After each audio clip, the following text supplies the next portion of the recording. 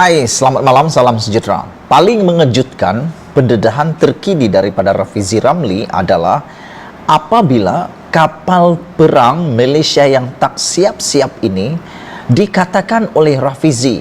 Pendedahan pertama mengatakan bahawa DCNS sudah diberi surat niat sebelum pun BNS dapat kontrak projek kapal perang LCS.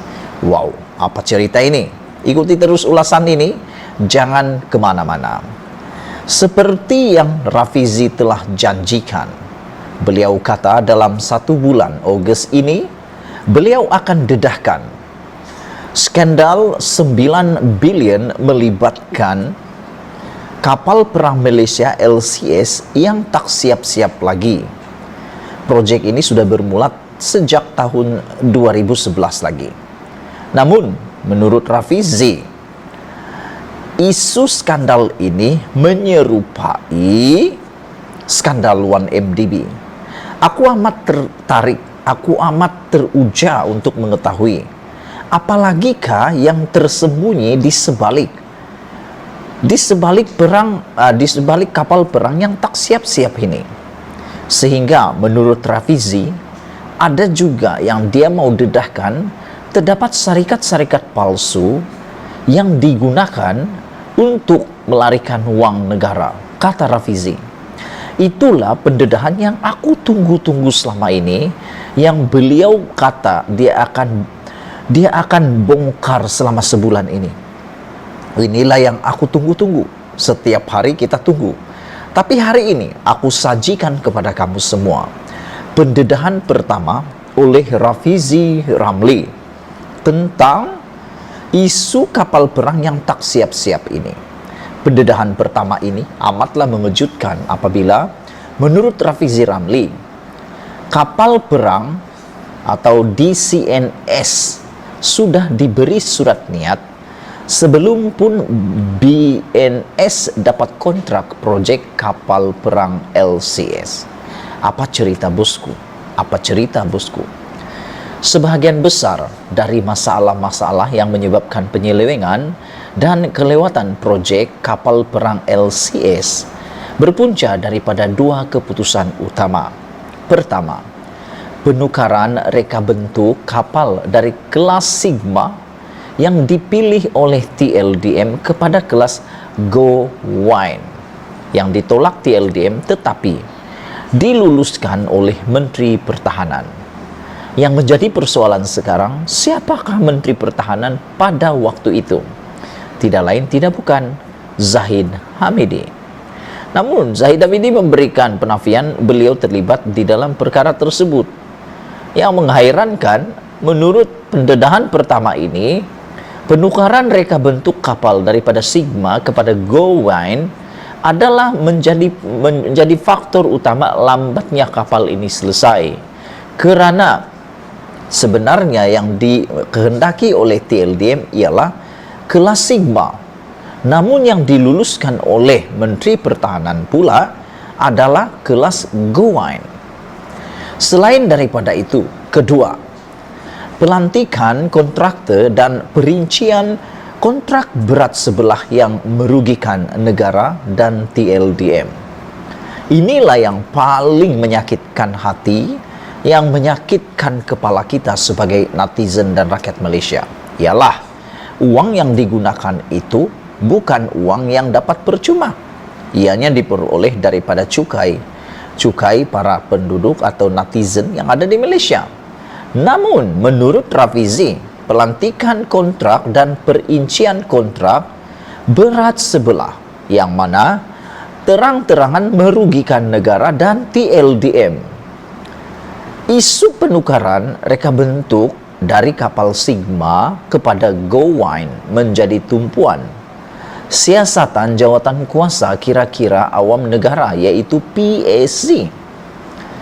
Prosiding PAC menunjukkan Menteri Pertahanan pada ketika itu, iaitu Datuk Seri Ahmad Zahid Hamidi, Presiden UMNO sekarang juga pada mulanya bersetuju, iaitu pada 26 Mei 2011. Dengan pilihan TLDM untuk menggunakan reka bentuk Sigma.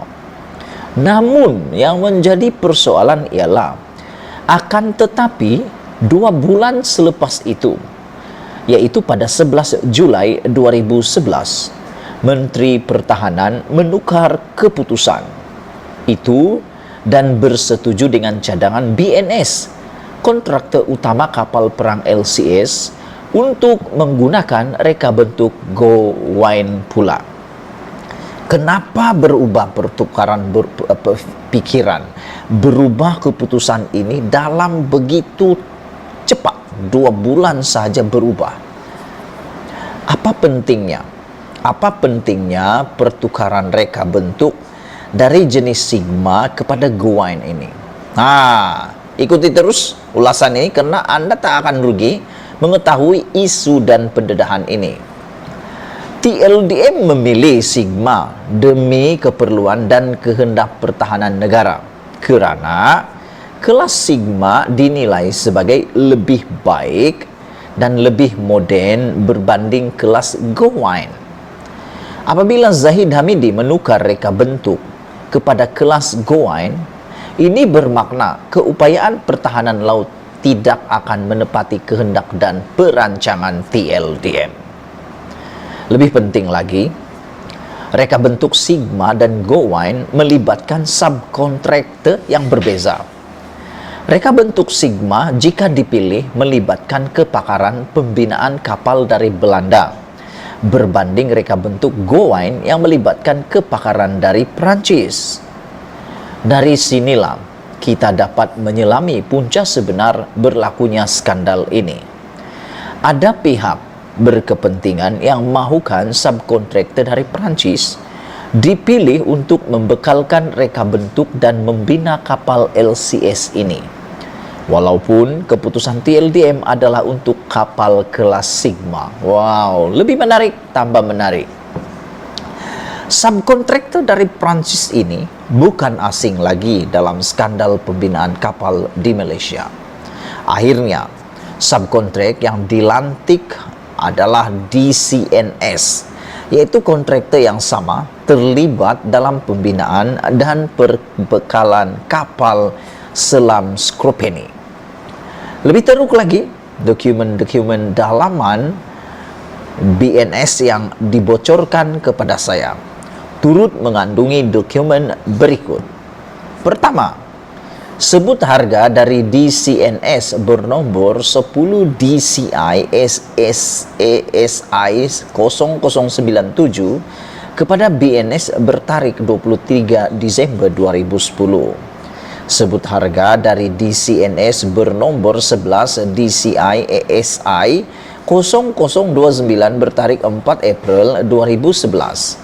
Surat niat atau letter of intent dari DCNS bernomor BNS SGPV LOI 1011 bertarikh 21 Oktober 2011. Tarik-tarik sebut harga dari DCNS sebagai subkontraktor kepada BNS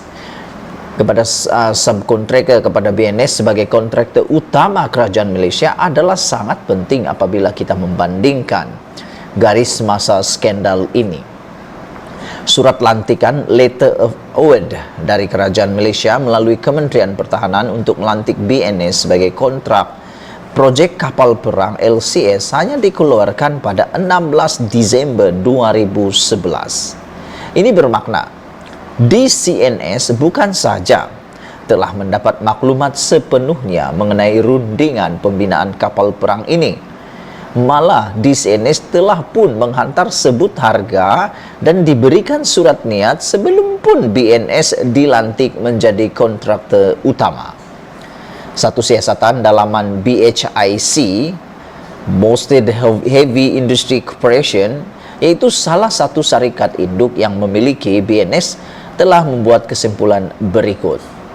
Adalah luar biasa apabila BNS sudah pun ada sebut harga dari DCNS bertarikh 23 Desember 2010 sebelum pun surat lantikan dikeluarkan oleh kerajaan Malaysia kepada BNS. Ini menunjukkan kontrak ini telah dimuktamadkan lebih awal di antara vendor DCNS dengan pihak-pihak berkepentingan di BHIC BNS yang berkuasa membuat keputusan.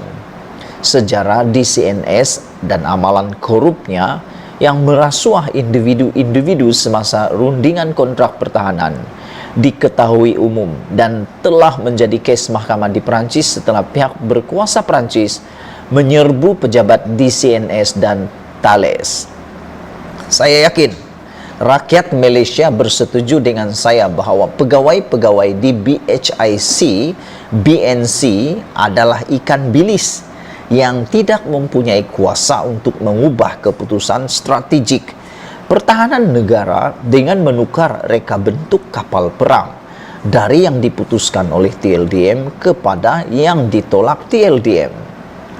Melihatkan kepada keputusan Menteri Pertahanan pada ketika itu, yaitu Zahid Hamidi, yang menukar keputusannya dari memilih Sigma kepada Gowine yang dibekalkan DCNS, juga membayangkan ada campur tangan pihak yang lebih atas dari Menteri Pertahanan sendiri. Sebab itu, saya nyatakan sebelum ini bahwa bekas Perdana Menteri Datuk Seri Najib Tun Razak tidak boleh lari dan cuci tangan sebelum dalam skandal ini. Satu-satunya pimpinan politik yang mempunyai kuasa untuk mempengaruhi pertukaran reka bentuk kapal pada masa yang sama mempunyai sejarah hubungan dengan DCNS melalui pembelian kapal skup ini ialah Najib Razak.